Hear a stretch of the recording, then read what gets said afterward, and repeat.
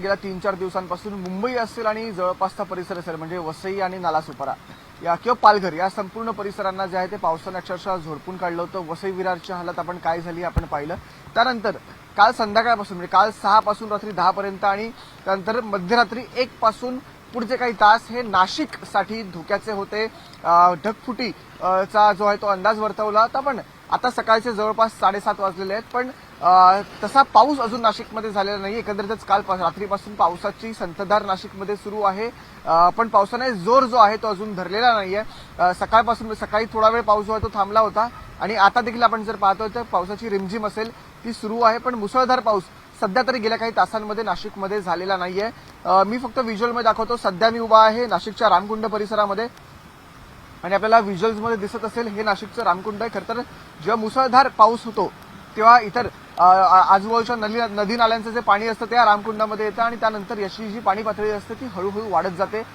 समोर जर आपण पाहिलं तर एक मंदिर सुद्धा आपल्याला डाव्या बाजूला इथे दिसेल।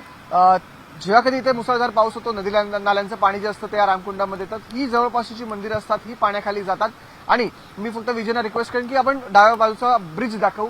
हा जो ब्रिज आहे हा पूल देखील जो आहे तो जेव्हा मुसळधार पाऊस होतो ढगफुटी सदृश्य पाऊस होतो तेव्हा हा पूल देखील पाण्याखाली जातो, पण सध्या इकडची सर्व परिस्थिती जी आहे ती नियंत्रणामध्ये आहे। सगळी मंदिरं जी असतील सुरक्षित आहेत, त्याच्यामुळे सध्या तरी हवामान खात्याने जो अंदाज वर्तवला होता त्यानुसार सध्या तरी नाशिकमध्ये गेल्या काही तासांमध्ये पाऊस झालेला नाहीये। फक्त नाशिक नाही तर त्र्यंबकेश्वर असेल किंवा पेठ तालुका असेल असे आणखी काही तालुक्यांमध्ये पावसाचा जो आहे तो अंदाज वर्तवला होता, पण सध्या तरी आपण पाहतोय की पावसाने अजून जोर धरलेला नाहीये आणि एकंदरीतच सगळी जी परिस्थिती आहे ती नियंत्रणात आहे। रस्ते असतील रस्त्यांवरती अद्याप पाणी साचले नाहीये, त्याच्यामुळे जे या रामकुंडाच्या परिसरातले जे रस्ते आहेत ते देखील सध्या सुरक्षित आहेत। खरं तर जेव्हा नाशिकमध्ये असा पाऊस होतो तो हाय अलर्ट जारी करणं खूप नॉर्मल असतं, कारण की अशी परिस्थिती नाशिकमध्ये उद्भवते की पूल अख्खाच्या अख्खा जो आहे तो पाण्याखाली जातो आणि एकंदरीतच कनेक्टिव्हिटी असेल नाशिकची ती तुटते। नाशिककरांना त्याचा अर्थात मोठ्या प्रमाणात त्रास होतो, त्याच्यामुळे त्या अनुषंगाने जो आहे तो हवामान खात्याने IMDने जो आहे तो अलर्ट दिला होता। काल संध्याकाळपासूनचा खरं तर तो अलर्ट होता। काल संध्याकाळी 6 ते 10 आणि मध्यरात्री 1च्या नंतरचा हा अलर्ट होता, पण सध्या प्राजक्त आपण पाहतोय तर नाशिकची परिस्थिती जी आहे ती सध्या तरी नियंत्रणात आहे, सुरक्षित आहे। आपण व्हिज्युअल्समध्ये आपल्याला दिसतंय की रामकुंड अजून नॉर्मल परिस्थितीमध्ये पाण्याची पातळी त्यांनी ओलांडलेली नाहीये, त्याच्यामुळे एकंदरीतच नाशिकमध्ये जो अलर्ट दिला होता त्यानुसार अजून तरी पाऊस झालेला नाहीये।